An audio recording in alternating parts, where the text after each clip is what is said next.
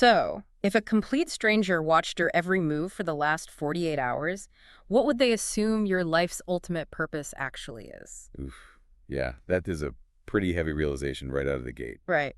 But today's deep dive is, well, it's custom tailored for you to tackle exactly that. Because That- we spend so much time just trying to get through the day that we end up missing the actual journey. Yeah, today we're looking at a devotional excerpt. It's titled Day 44, Living with Purpose.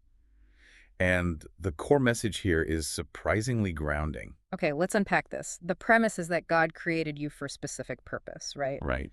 But you don't find it in some massive life-altering event. Exactly. You find it in, like, Tuesday morning traffic. Thursday morning traffic. I mean, I struggle with this concept because the daily grind, waking up, working, paying bills, sleeping, it just feels so repetitive. Oh, it is incredibly easy to slip into a coma of routine. Yeah. So how do you actually snap out of autopilot without needing, a promotion or a huge milestone to feel like you're doing something meaningful? Well, what's fascinating here is that the devotional totally flips our modern obsession with making a mark. Making a mark, right. Yeah.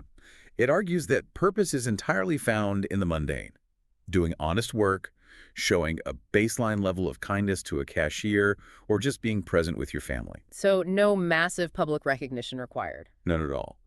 The author uses Jesus as the ultimate model here, pointing out that in the biblical narrative, even his casual conversations or long walks, they weren't filler. Wait, really? Yeah, they were the work itself. Okay, so it's less like winning the lottery and more like, I don't know, compounding interest in an index fund. Oh, that is a great analogy. We keep waiting for a giant winning ticket to validate our lives, but this text is saying those tiny, almost boring daily deposits of patience or hard work are what actually yield massive returns over decades. That compounding interest idea perfectly explains the economic reality the source brings up next. Okay, how so? Well, the text references Ephesians chapter 5, specifically the command to make the most of every opportunity. And it points out a massive blind spot we all have. Which is? We obsess over losing money, right? Right, yeah. Which we can always earn back, but we freely waste time, which is totally unrecoverable. Here's where it gets really interesting.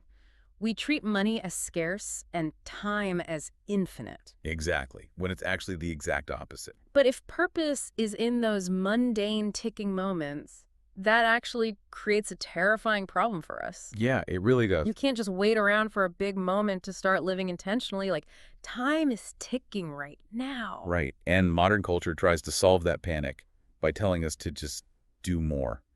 Fill the calendar, hustle harder. Oh, hustle culture for sure. But the devotional argues a packed schedule is not the same thing as a meaningful life. It measures purpose by daily faithfulness, not busyness. I love the idea of daily faithfulness, but let's be real. When I'm exhausted at 8 p.m., the source is today's action feels heavy. Writing out the priorities, you mean? Yeah. It tells you to sit down and write out your 3 most important priorities for tomorrow before today ends. That feels like just another chore on my to-do list. How does writing things down actually override that mental fatigue? Because it forces your brain to filter out the noise before you even wake up. Oh, I see. Yeah, when you write down those 3 priorities, you're instructed to ask yourself if they actually reflect your God-given purpose. It's a psychological interrupt. So you aren't just making a grocery list. No, not at all. You're intentionally linking tomorrow's mundane tasks to a broader spiritual framework. It prevents you from waking up and instantly reacting to everyone else's emergencies. You're programming the GPS before you actually put the car in drive. Exactly. And the text offers a safety valve if 3 priorities still feel overwhelming. Just do one thing. Just one thing. Like, Speak one word of encouragement. Offer one act of kindness. Yeah. The mechanism here is momentum. right. One small, purposeful decision breaks the paralysis of the daily grind. You've got it. So a meaningful life isn't built by a handful of extraordinary highlight reel days. It's built by entirely ordinary days lived faithfully. It's the ultimate reality check on how we spend the time we think doesn't matter. Which brings us right back to that opening question for you to mull over. Yeah, the 48-hour test. It is incredibly easy to claim we're driving toward a meaningful destination. But look exclusively at how you spent your downtime over the last 48 hours. That's the real measure. If that was the only evidence a stranger had, what would they assume your ultimate life purpose is?